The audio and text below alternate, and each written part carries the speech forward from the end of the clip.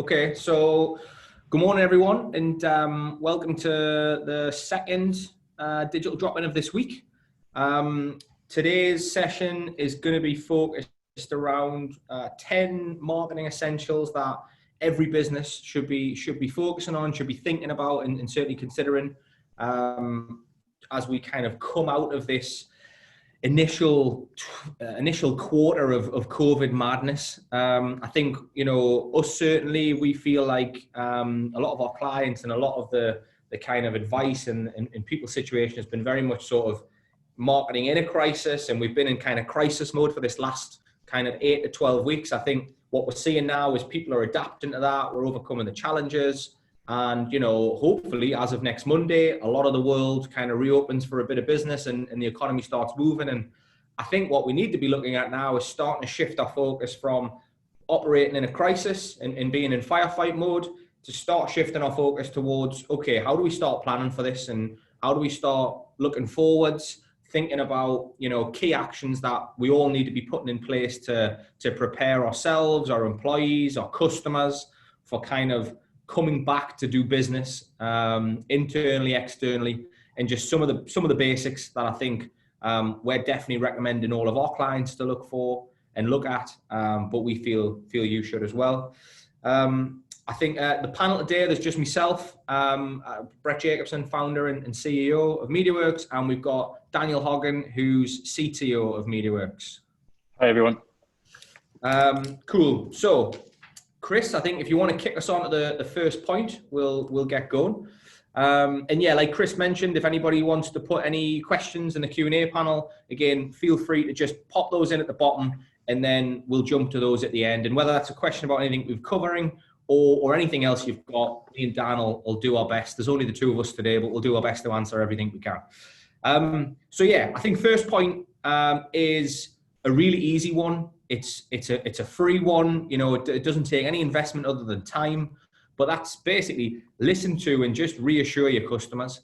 I think social media is a very blunt instrument at times. It's a very direct voice of your customers. There's no sugarcoating. And I think if you're looking to really understand what your customers' key concerns are, and identify where those opportunities are moving forward, and potential threats, and concerns that they might have, then I think social media and listening to those channels and listening to your audience and seeing how they're engaging with you is an absolute critical first action. I think, don't just restrict yourself to your social media either. Think about your competitors, go on their social channels, see what your customers or what their customers are asking them, see how they're engaging with clients and how they're answering queries and everything you can see, garner everything you can. I think there's some crazy stats out there, like 96% of people are concerned about returning to indoor locations. Tell people about the measures that you're putting in place. We've invested a lot already around our office and in public areas with hand sanitizers and one-way systems up stairs and different protocols around public spaces. Put that out there, do a video, film it yourself around your office, show how it's going to be different and show how you're going to make it safe. Because I think safety's probably become the number one priority for people, not just in life, socially, but want to do business commercially as well. It's a major concern. I think, yeah, and just containing the virus and tell people what you're doing to protect your staff. I think that's really important as well.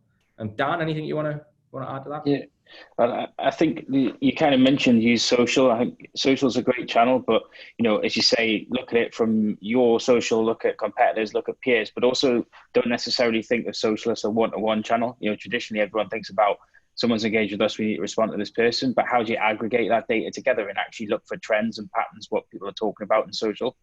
And that'll give you a good steer about what you need to kind of listen to and what you need to reassure customers about.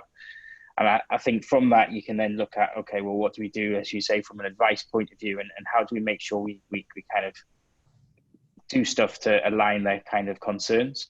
And I think the other thing is, ask customers, use digital channels to ask customers what things they might be worried about as we return to this new normal. And that'll give you a good steer on what things you might need to put in place before you're open or during the process of, tightening up around the kind of COVID rules. Awesome. Yeah, cool. So the next point we want to look at, again, probably centers around social media again, but it's embracing your social channels. So a lot of people, you know, kind of say, oh yeah, well, you know, we've got a Facebook channel, we've got a LinkedIn, we've got a Twitter, we've got these different things we use, but not really sure what they're there for, not really sure. We push out some pictures of kittens and stuff. You know, I think there's such an opportunity right now to be using social channels from a new business perspective, from an opportunity to growth, and grow and engage with customers in a commercial way, in ways that in areas you've maybe not previously. So what these commercial social channels have given us is, you know, things like Facebook. We hosted a webinar with those guys a couple of weeks ago. They said their cost per clicks on average were down 50%. And the traffic was up 50%. You know, so what that effectively means is, you know, the pound that you were spending in January, that pound now buys you 4 times as many eyeballs on social channels. You know, that's not going to last forever. That's because a lot of people have switched the marketing off. A lot of your competitors will have switched marketing off. You know, but also because the world has been locked at home. The world is used to engaging on these channels now, and even as the world opens up for business again, people are going to have developed new patterns, new behaviors of consuming this social content. So they're not necessarily going to go away. That audience is still going to be there. But what is going to change, you know, is your competitors are going to come back to the marketplace. That's going to drive cost per clicks up. So for us, you know, there's this window of opportunity right now where you can be, you know, doubling down on your social investment and really buying as many eyeballs as possible in a way that you might not be able to again in the future, because this is going to become such a popular channel moving forward for a lot of businesses. So there's an opportunity there to invest heavily in social. But what social also creates, it's not just this brand awareness channel. You know, it's got a role to play in every part of the funnel. And I think, you know, a lot of people see social as, well, you know, it's awareness, it's top funnel, it's kind of how I engage and push messages. You know, great, yeah, it's a fantastic tool for that. But also, it's got such super hyper-targeting metrics now through different data points that other channels like your Google search, for example, and Google Ads might not have, that it creates a very unique way to target people from a decision point of the funnel. So, you know, LinkedIn, you know, targeting people through job titles, through size of business, through, you know, location, through college education. You know, if you know someone studied in a particular area and you want to push a message back, there's so many different metrics that you can hyper target people with. You can follow people cross-platform now because LinkedIn obviously got acquired by Microsoft. So you can target people through job role now in Bing search. Things like Facebook life events. You know, if you know someone's just got married, or they've just got a job, or they've just had a baby, they've just moved house, all of these different life events create, you know, hyper targeted opportunities for very unique ways that other advertising platforms don't have. So definitely embrace social as not just that, you know, beating the drum and shouting about, CSR and things like this, but use it as a new business channel. Dan? Yeah, I think the only thing I'd add to that is look at what's working. So as you embrace those channels, understand what content is resonating with your audience or the new types of audience you might have, and make sure you continue to drive that. So don't just have one strategy that you push out. Keep refining it, because people's behaviors and their attitudes have changed. So make sure that you understand what's working on social and then keep refining that to drive success. Absolutely. I think the next point I want to look at is a really straightforward one, really easy one for anybody to do themselves, is just to regularly review and update your key information. So across things like Google My Business, Bing local listings, any of these kind of local listings online, it's super, super important. People don't pick the yellow pages up anymore. You know, they don't kind of phone a friend. They ask Google, and they ask Google what time you're open, when you're open, you know, if you're open, you know, which of your stores are open and aren't open, you know, telephone numbers, you know, if you've went to an emergency, you know, 0300 number that reroutes to people at home, you know, all of these different things are really easy areas to keep that information up to date, keep your customers informed.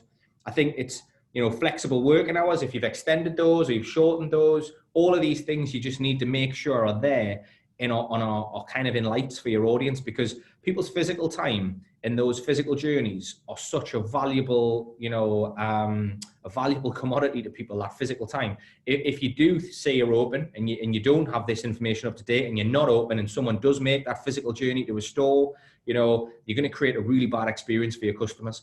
And I think, what you don't want to do is alienate any customers during this process. You want to use this information to attract new customers through having flexible opening hours and things like this.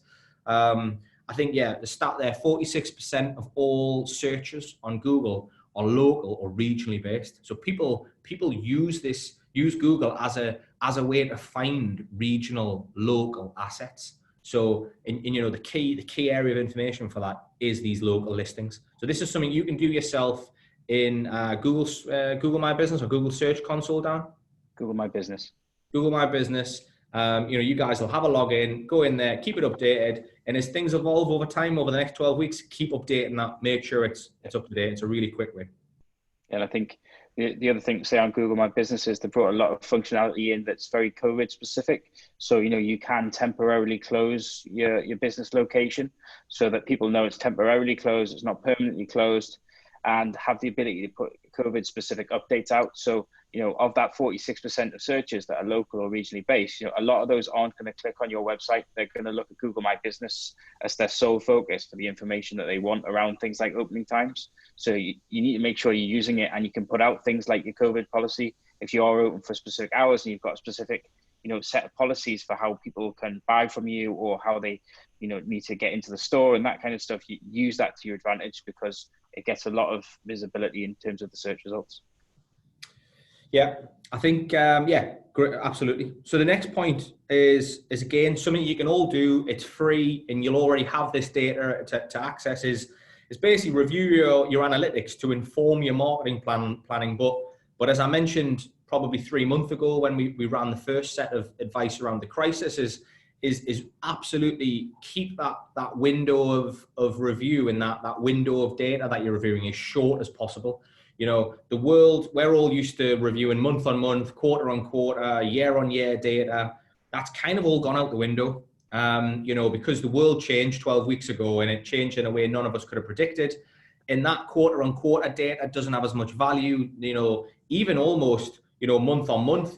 For us, it's very much about week to week. The world's evolving, at a crazy pace, almost daily, but certainly weekly. And I think, you need to adapt all of your internal marketing metrics, your reporting, any data points that are driving action with inside your business. You have to shorten that time span to make sure that you're making decisions on the most relevant information possible. And our recommendation would be that that's no more than a week to 2 weeks max. And I think the types of things I'd be looking at is, best-selling products, best-selling, best-selling most popular services, locations, things like, make sure you're making these decisions and you're constantly reviewing it as well, because 12 weeks ago, toilet roll was the most popular thing in the world. It isn't today. 6 weeks ago, when everyone was sent home, it was monitors and screens. We had some research the other day which weirdly said binoculars were really popular. I don't know if that's everybody spying on the neighbors, but these things are evolving, and what's hot and not can spike very quickly, but it can also drop very quickly. So make sure that you don't react to a spike, change your entire marketing strategy to capture a spike, and that spike's past, and then you can waste a lot of time and effort and money targeting something that is been and gone. So you've got to be looking forwards, thinking in combining this as well, things like Google Trends, and looking at areas there where you can overlay that data with yours. And I think, Dan, you were talking about annotating this analytics as well, being really important. Yeah, I think, there's a lot of events that happen, and as you go through, there's so many events that you're not going to remember what happened 3-4 weeks ago. So make sure you're using the functionality around annotations to put in key events that have happened. And that might be key events in the UK, but it could also be international events, because if you're a business that operates internationally, things might impact that market differently based on the events that happen in the country. So make sure you're looking at that. I think the other piece that Brett touched on is things like, behaviors have changed. So there's a lot of transactional terms, but actually there's a lot more informational terms that people are searching for now. So have a look at your top content and understand, is there informational pages that people are engaging with, and make sure that they're up to date and, you know, they're aligned with what you're doing now as a business. And equally, and we'll kind of come on to it, but, you know, analytics has got a wealth of information about your site, from acquisition to what they do on the site to what they buy, but also audience data.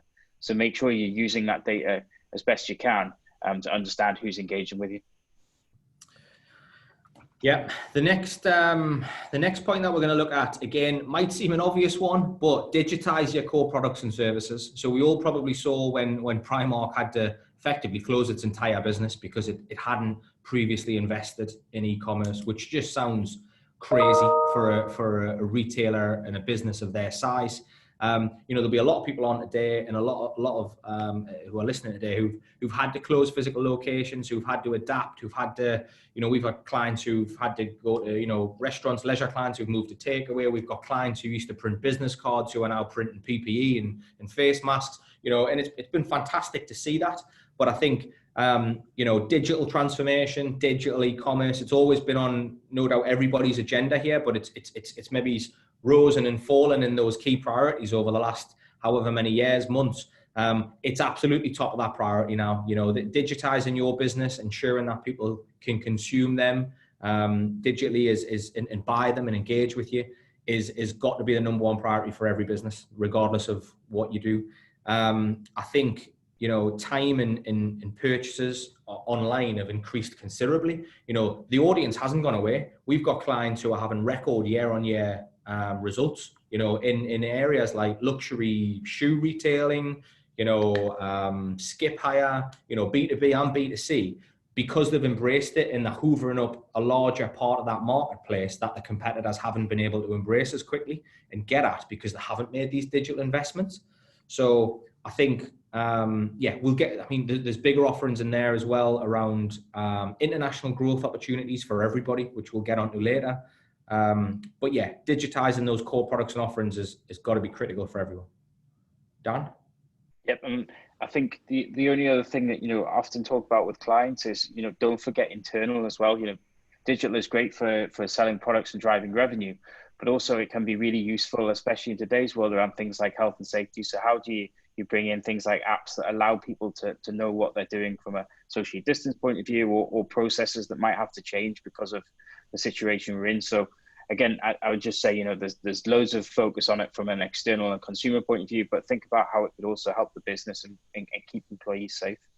That's a really good point, Dan, as well. Just very quickly on this one, we've got, you know, if you're selling on Amazon or any of these other kind of third-party aggregators or platforms, some of these sort of digital services and marketplaces will have an algorithm that can be driven by offline activity. So, you know, if you have a process in your factory whereby an order comes in, you know, it sits on a list and you work through that order and you know, you might get the, you know, email 27 that came in over the weekend on 5 o'clock on Monday. You know, if that's an Amazon order, you know, Amazon aren't going to like that. They're not going to like the fact it took you 12 hours to respond and process that order. So actually, offline business processes, and that also start to mark you down in Amazon's listings. Offline processes like bringing those Amazon orders to the top, processing them first ahead of your website orders, little things like that might make the difference between 10 or 20% of revenue, because Amazon have saw that you're a much more reactive business. You're responding far quicker to customer inquiries and engagements, you know, and that boost in rankings through just changing a physical process in an offline world can have a massive impact digitally. So that's something to consider as well. Number 6, the next area we want to look at is again, you know, it might seem an obvious one, but optimize your business, your website, sorry, as a business priority. So 81% of people are, you know, research online before buying. That means, you know, for the high likelihood, 81% of the first engagements with your potential audience and future customers is going to be your website. So, you know, we speak to so many clients and they're kind of like, yeah, I know, you know, my website's horrific. It doesn't do that. It doesn't do that. We're thinking about investing in it. We've been going to do it for a while. It's like, now is the time. That window of opportunity for investing in social that we mentioned earlier, in this big kind of opportunity now, this is another one of those, you know. And I think any of those web projects that have been on a list, you know, that have been deprioritized because of something else, you know, now again is a time that we see is critical for you to be making those investments, because the world does feel like there's a rebound in Q3 en route. We certainly feel that way, and the data we're looking at says that, with online searches and visibility and demand increasing. So we feel like there's a wave of opportunity coming in Q3, from July, August, September. Don't wait until that's arrived to make these investments. We're in June, you've got 2 or 3 weeks window of opportunity left of this kind of wave of opportunity building. Use that 2 or 3 weeks, wisely. Make these investments. Make sure that you're ready to take advantage of that demand when the market lifts in the next quarter, and make sure that your business is there, is as visible as possible. There's so many quick wins. You can be optimizing your content through SEO. You can be adding content through SEO. You can be hoovering up brand mentions from an outreach perspective. You can be understanding your PPC wastage through running audits and trying new PPC methods. But mainly, CRO, UX, looking at your website. Is there any conversion blockers that, you're asking someone for the blood type before you'll sell them a pair of shoes? Do you need that? Can you put a guest checkout in? All of these little things can add 5, 10, 20% to that sort of revenue conversion growth if you make those investments ahead of time. Dan? Yeah, and I would say, from that is, because behaviors and attitudes have changed, also think about, how do you optimize that journey for the new normal? Things like affordability is going to be a key priority for people moving forward. So is there stuff you need to do there to change up some of those processes and change some of the wording? It might be that level at which you get free delivery. Maybe you have to adjust that. And, from a commercial point of view, look at that and say, actually, we can bring this down, and that'll drive us more revenue because we're more likely to get customers who are focused on that affordability piece. And as Brett said, UX is hugely important. I think understanding who your customer base is, there's a lot of people who've moved online to buy their products and aren't going to move back to being a bricks and mortar type customer. So make sure you focus the UX around how that might have changed, and people who traditionally aren't digital natives, but are going to engage with your brand online and on your website. Yeah, and I think just to summarize that point as well, Google's page experience signal, which they announced this week. If we get the chance and there's any questions on that at the end, we can share what we know about that. But that's going to be the biggest change to Google, certainly this year and probably into next year. And that launches in 2021. So Google's given us 6 months notice to get get our acts together. And I think a lot of that focus is all around your website experience, UX, CRO. So that's something that, any investment you make now will be even more valuable in the future. The next area we wanted to look at is reevaluate your target market. So what do we mean by this? We mean, Dan just touched on it there, in terms of we all kind of understood or probably had a good degree of knowledge around who our key customers were, our key audiences were, who were engaging with us digitally, what the most popular products were, etc. Well, along with services and products and all of these areas evolving rapidly, so are our audience types. And again, as Dan mentioned, we hosted a webinar with Microsoft a couple of weeks ago, and they were talking very heavily around the silver dollar, as they called it. These people have been referred to as silver surfers and whatever you want to call them, but it's Gen X. It's basically that kind of category before millennials, your kind of 36 to 50-year-olds who didn't necessarily grow up with digital, but are very digital, are happy to engage digitally, but maybe still did have those traditional approaches, going to buy your sort of groceries, physically every week on what have you. These people have all been forced to come online because of COVID. So you've had a huge swathe of opportunity in this, particularly in this Gen X category, slightly older demographic, but very wealthy demographic, who are now online. They're digital natives. I know, for example, my wife's parents, they're in their 50s, and they've never shopped online before with sort of your Tesco or Sainsbury's, etc. That's all they do now. That they're never going to change. They'll stay in that behavior moving forwards. And I think, that's the same across a lot of different markets, whether that's fashion, travel, etc., different services. And I think you need to embrace that and possibly reevaluate the way you speak to these people online, whether you even try to engage with these people online, definitely engage with them now, and think about the types of services and products and messages that you push and where you push them in. And if these people have now become a key audience for you, maybe you should think about adapting the types of photography you use online, the way you talk, the words you use. All of these things should be thought about and thinking about this new opportunity with new audiences. Dan, do you want to add? Yeah, I think, probably from a more practical point of view in terms of getting, access to who is your new audience is just use all of the data points you have and bring them together. Things like your social channels. Google Analytics has a lot around demographics. Pull that in. Tools like Global Web Index, and we did a session with those guys a few weeks ago, but understanding, what are the attitudes and behaviors of certain different demographics and how they're going to engage with you. And then things like, customer research, how can you go out and ask, customers what's important to them and bring all that together to really understand what you should be doing around your target market and your key personas to push forward with your marketing strategy. I think the other thing that we saw, again, just touching on that Global Web Index data set, was that people are very, this kind of togetherness that COVID's created has forced people to think much more regionally and locally focused. So people are personally, this is the same with, again, my household, we're now getting a vegetable box and a fruit box kind of delivered every second Tuesday from a local farm, and it's definitely more expensive than going to the local supermarket and buying, those Belgian strawberries or wherever they came from. But I think my wife and myself, you want to support local businesses, you want to buy local, you want to engage local. And I think, again, with this whole COVID situation, people's mentality shifted from this kind of convenience, demand type approach where it's kind of, I'm not bothered where it comes from, what it is, I just want it and I want it now, to, well, actually, I'm quite happy to wait for it, and I'm quite happy to pay a little bit more for quality if I've got confidence in where that product's coming from or that service is being delivered.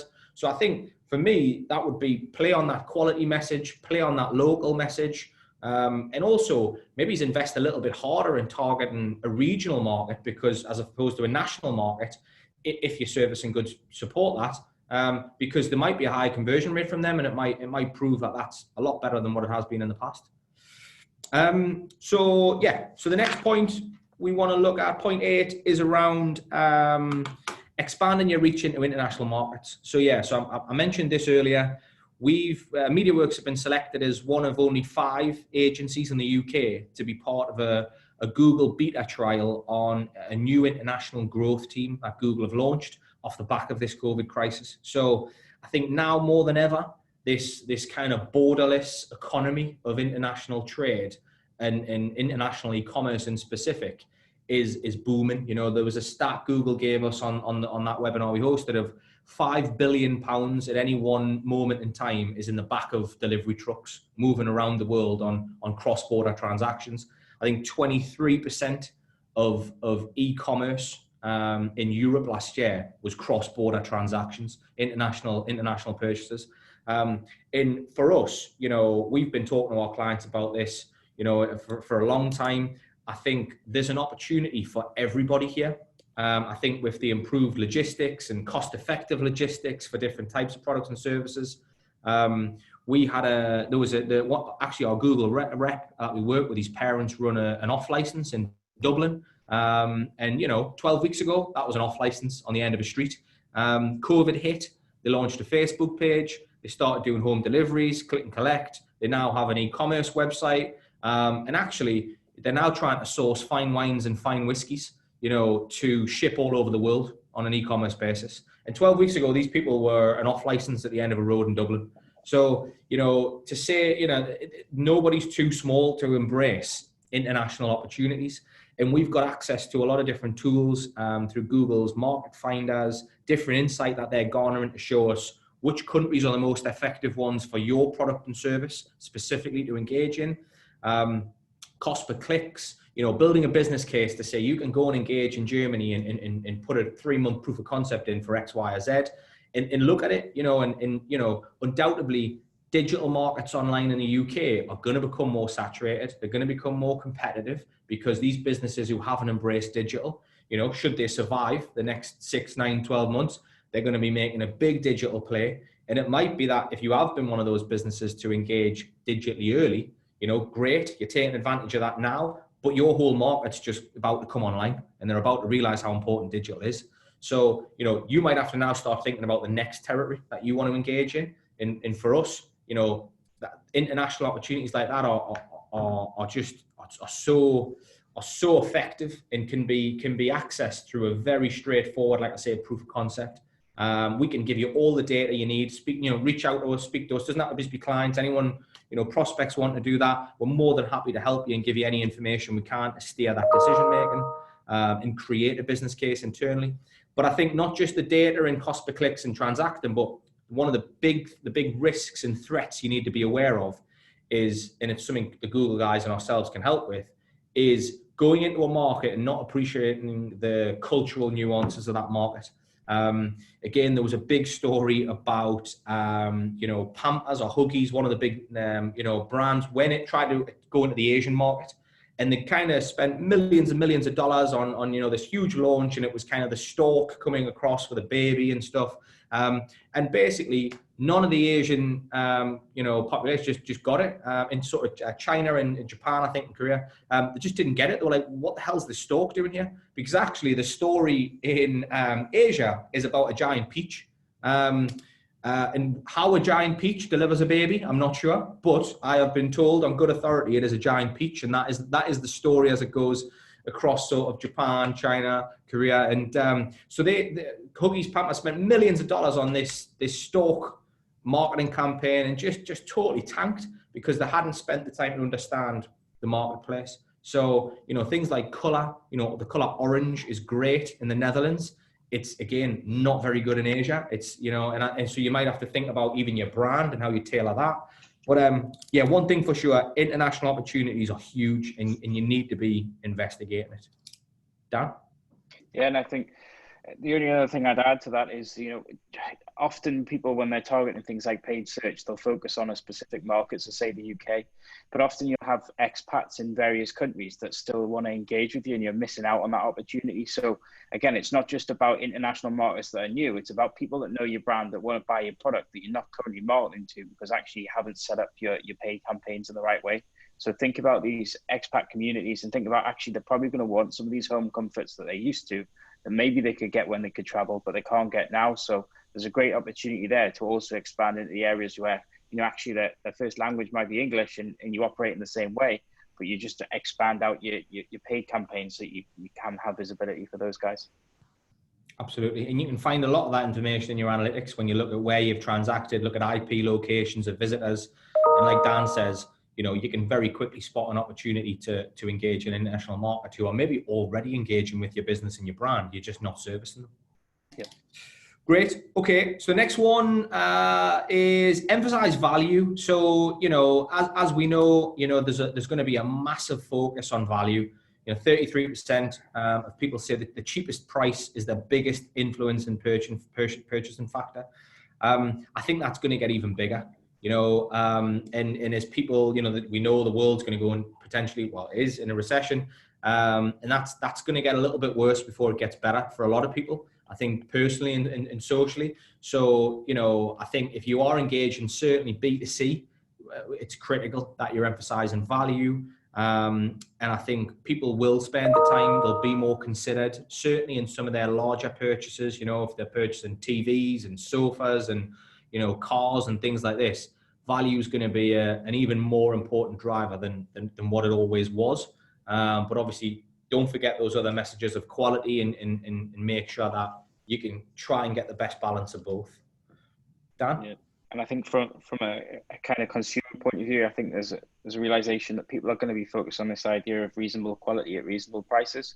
So it's kind of that mid-market to the high-end market that people are focusing on. So, there are going to be like products that maybe were a bit more fast and people would buy and then, dispose of pretty quickly. Actually, it's how do you move away from that area and focus on the stuff and drive your tone of voice and all of your messaging around the fact that actually it's a quality product at affordable prices. And it's not one or the other, it's both, because people want quality, but they want to make sure it's affordable. Yeah, I think we've seen people transact, and certainly B2C, on higher ticket items, but stuff that they know is going to drive value, you know, so they'll buy a really expensive pair of shoes that they feel they'll get value from, you know, but maybe that, you know, pretty cost effective item of clothing you buy on a Tuesday to go out on a Friday, you know, isn't as important as anymore because you're not. So we've seen a massive hit in that lower fast, certainly in a fast fashion kind of world. You know, there's been a huge hit, but at luxury end, there's still been the consistent purchases and sales. Like Dan says, people don't mind spending money on something they're going to get value from. And I think the final point for us on the 10-point plan is as I've mentioned quite a bit throughout this, you know, plan for the rebound. You know, this rebound is coming. You know, certain countries that are ahead of us in this curve are seeing that rebound already. You know, there's a lot of, no one knows for sure what's going to happen, but you know, there's a lot of confidence that this rebound's going to come. People are going to have, you know, disposable income that's been built up. They're going to have purchases they still need to make. People are still going to want to buy cars, move houses, you know, and make these purchases. Businesses need to open. They need to engage with you, and they'll need to engage more than ever if they want to make up numbers and hit targets and plans for the year. So the world's coming back. It's going to switch on. For a lot of people, it's already back. You know, so I think don't miss out on that opportunity. You know, think about this finite window we've talked about with things like social opportunity on really reduced cost per clicks. Think about making those investments in your website. There is a window of opportunity here that you know, sensible, calculated, you know, investments can really maximize a lot of returns in a very short period of time. And it's not a time for knee-jerk, you know, reactions and you know, in 360 movements and changing focus. It's about making really considered investments, you know, and yeah, being sensible, but plan for that rebound. I think there's a stat there where, you know, again, during the Great Recession, I think Post were the #1 cereal brand in 1920s, and they just shut all marketing off when we went into recession. There was a little known brand called Kellogg's at the time decided to double their advertising spend, and you know, one of those brands is no longer here, and the other has been a market leader for the past 8 or 9 decades. So I think, you know, learn that lesson and you know, make the sensible investments and take advantage of these opportunities you've got now to buy a lot of eyeballs and a lot of coverage and a lot of opportunities in new business at a far reduced rate of what you would have 3-4 months ago. But obviously make those investments on a sensible basis and don't by any means jeopardize yourself in the process. Dan? Yeah, and I think the final thing that I'd add to that is the one tool that probably is vital for this is remarketing. Don't forget that, you know, you've got access to cheaper inventory on things like social and display, but use them to build up that audience list so that in the future, you know, during this rebound period, that you can keep advertising to these people. You know, so if you haven't been doing remarketing lists over the period, make sure you start today and build up that audience list so that you've got a lot of prospective customers to market to during the rebound period. Yeah, I think absolutely, Dan. You know, there's so many businesses and websites that I've purchased from, you know, some small items, some larger ticket items, and over the past 8-12 weeks, who I've not heard from since. You know, and I just think it's so easy. You know, we all know the old kind of adage, it's like 7 times more expensive to acquire a customer than retain one. You know, so do the easy bit. You know, you've done the hard bit of finding, engaging, and winning a customer. Do the easy bit and engage with them and continue to engage with them and keep them, which is a far better investment of your time than constantly looking on an acquisition or investing in acquisition marketing as opposed to retention. Okay. Yeah. So that's us, I think, in terms of the top 10 facts, or not the top 10 facts, or 10 recommended areas. If there's any questions, again, you know, feel free to throw them in the Q&A box. We're happy to answer those. We've probably got another 5 minutes, maybe, if anyone does have any questions. If you do want to reach out directly, by all means, info@mediaworks.co.uk or give us a ring. You know, we, as a business, as an agency, we're fully operational. We're supporting our clients. We've not switched off at all during this period. And again, you know, we're open for business and wanting to move forwards. I suppose if we haven't got any questions, I'll quickly wrap up with a summary. You know, I think for me, use social, listen to your audience, understand their key concerns and queries. You know, don't think social is just a tool for shouting and engaging with people at an awareness stage. It's got hyper unique targeting capabilities. So, you know, utilize social to its fullest and use it as a new business tool as well. It's not just for your CSR, for your news and for the softer comms. I think Google My Business and Bing Local, update these. It's so easy. Quick question came in there. Will the slides be available? Yes, we'll send these all around along with a recording of the podcast of the session as well for anybody to listen over again. And again, if you've got questions again in the future, feel free to throw them into us. I'll put my details on there and Dan's as well if anybody wants to reach out to us.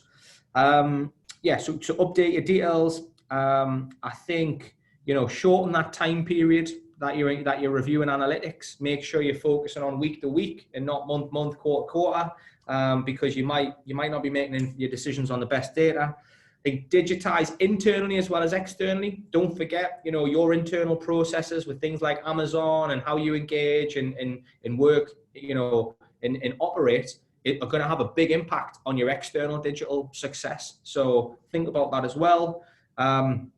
Invest in your website now. If you've got anything or any areas there that you know could use some work and you've got some extra capacity right now, whilst there's a bit of downtime before this wave arrives, please use it to invest in your website now and get that website in as tip-top shape as you possibly can. You know, CRO audits, UX audits, you know, page load speed, all these really easy, quick wins, you know, on-page optimization of content, you know, and again, any of these things, reach out to us. We're more than happy to help. Think about that Google page experience signal. Definitely do some research on that, because that is a tidal wave coming for anybody who gets value from their Google SERPs that they have to get prepared for in the next 6 months. Don't forget to focus on Gen X and the silver dollar. There's new audiences come online. Make the most of them. Definitely, if you're thinking about international expansion, don't forget the peach and the stalk. And make sure you explain to people exactly what you're talking about when you talk about the peach and the stalk, because they might think you're a lunatic if you don't. But yeah, think about these local markets that you're going to engage in culturally, as well as just from a pure demand basis. And yeah, emphasize value and quality. And ultimately, I think just go for it. You know, you've got an opportunity here. People who stand still are going to move backwards. So if I was you, my single biggest recommendation is go for it.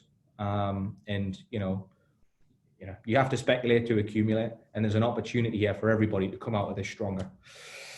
Okay, great. That was us. Thanks, Dan. Thanks everybody for attending. Here's some of our social channels. By all means, again, we'll send our details around. Reach out to us. Anything you need, we're here to help.